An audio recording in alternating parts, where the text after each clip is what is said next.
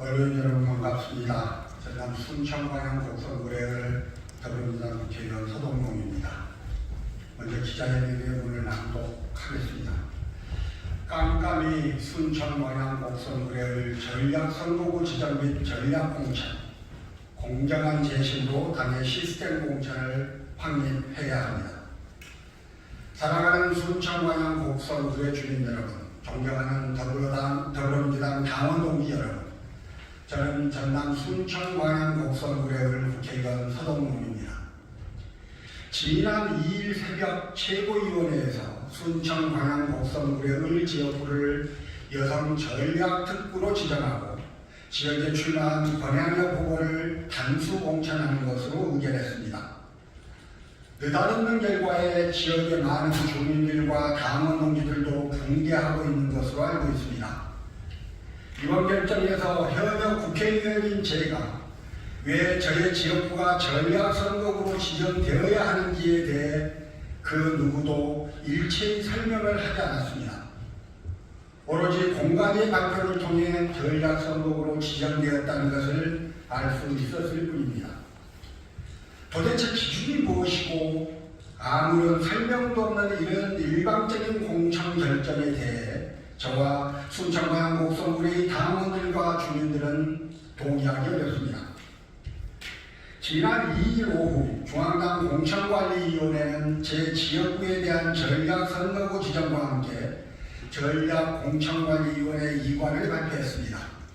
그리고 이관 결정 불가 반나절 만에 전략 단수 공천 결정이 발표됐습니다. 과연 심도 깊은 논의와 토론이 이루어졌을지 의문입니다. 더군다나 이명백 공천관리위원장은 순천광양 곡성구례의 전략선거구 지정과 관련한 기자회견에서 현역 의원이 컷오프되진 않았다라고 언급했습니다. 하지만 결과적으로 현역 의원인 저는 경선 참여에 기회조차 얻지 못하고 컷오프됐습니다. 이어서 이명백 위원장은 순천광양 곡성구례을 지역에 대한 모든 권한이 전략공관위원장으로 넘어가게 됩니다라고 설명하면서 전략공관위원장님이 어떻게 결심하실지는 잘 모르지만 아마 그 여성특구로 지정하지 않을까 하는 추측입니다. 전적으로 제 개인적인 추측이고요. 전적으로 이 권한은 전략공관위원장이 결정할 사안이라는 점을 말씀드리겠습니다. 라고 말했습니다. 존경하는 당원 동지 여러분, 첫째, 우리 당 당규 제15, 제12조에는 전략공천위원회의 선정심사 결과는 공개하지 않고 당정표에게 보고한다라고 절차하고 있습니다. 같은 조 2항에서는 전략공천위원장 및 위원, 기타 중립을 지켜야 하는 자는 전략선거구를 선정함에 있어서 부당한 영향력의 행사, 기타 평가 결과와 선정심사에 영향을 미치는 행위를 하여서는 아니 된다고 하고 있습니다. 이번 제 지역구의 전략지구 결정은 그 절차와 과정이 이상합니다. 전략선거구 지정과 결정까지 이 일의 순서가 뒤바뀌어 버렸습니다.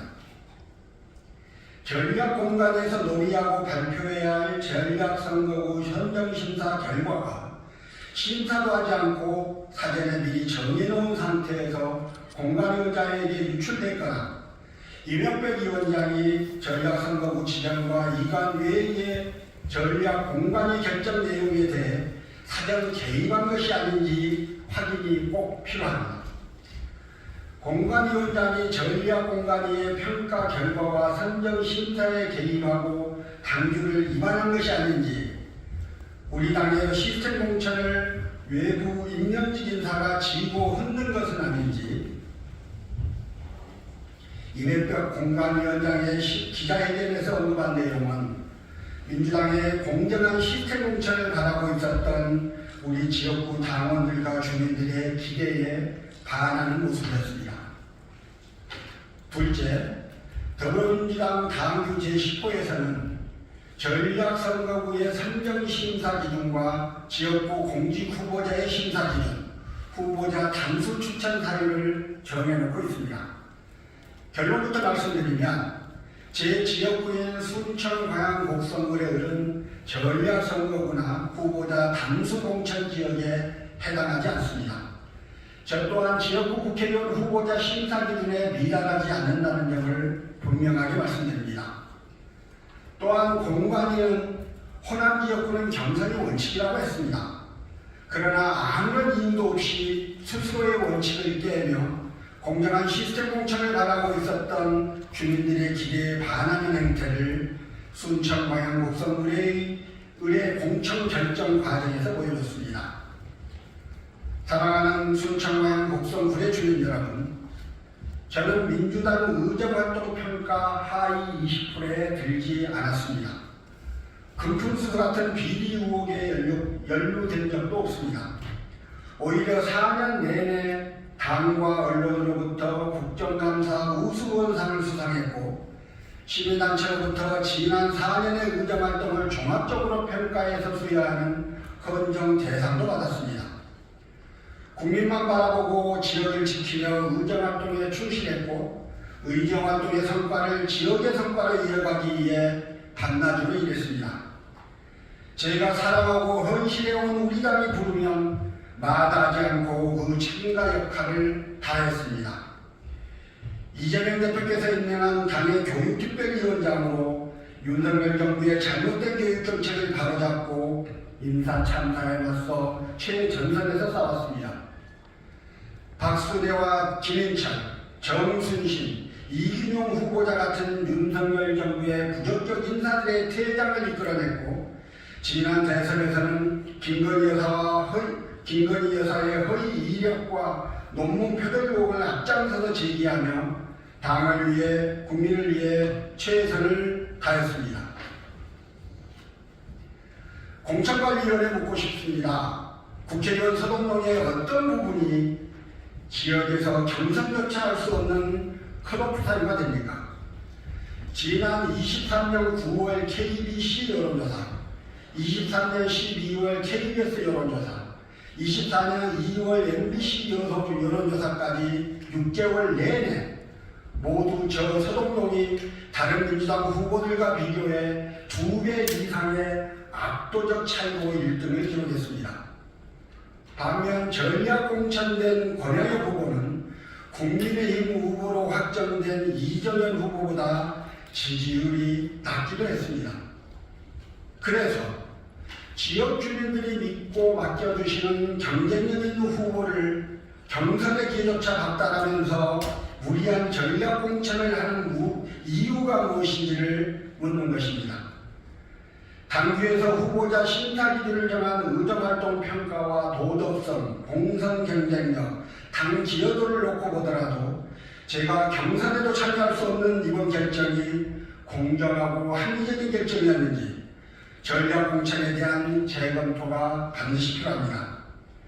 당의 시스템 공천을 무시하고 민주적 절차와 과정도 뛰어넘는 무소불위 공관위의 이번 결정으로 민주당을 사랑하고 아끼는 많은 분들이 큰 상처를 입었습니다.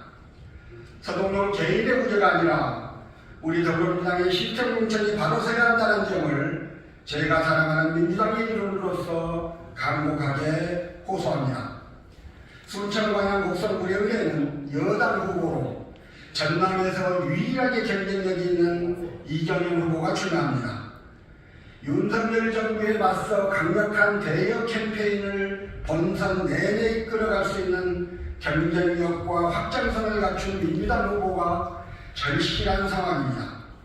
조직과 경험 실력도 있고 싸울 줄 아는 후보가 필요합니다. 이정현 후보를 확실하게 이기지 못한다면 이번 총선에서 호남의 압도적 지지도 기대할 수 없습니다. 당 지도부에 다시 한번 요청합니다. 순천 광양 곡성 의뢰 전략 공천 결정을 제고해 주십시오. 제가 현역 의원으로서 경선조차 치를 수 없는 심각한 결정 사유가 무엇인지 순천 광양 곡성 의뢰의 시스템 공천을 위한 결정이 무엇일지 부디 올바르게 판단하고 객관적 사실을 토대로 재결정해 줄 것을 촉구합니다. 감사합니다. 2024년 3월 3일 전남 순천 광양 곡성 의뢰 국회의원 서동훈.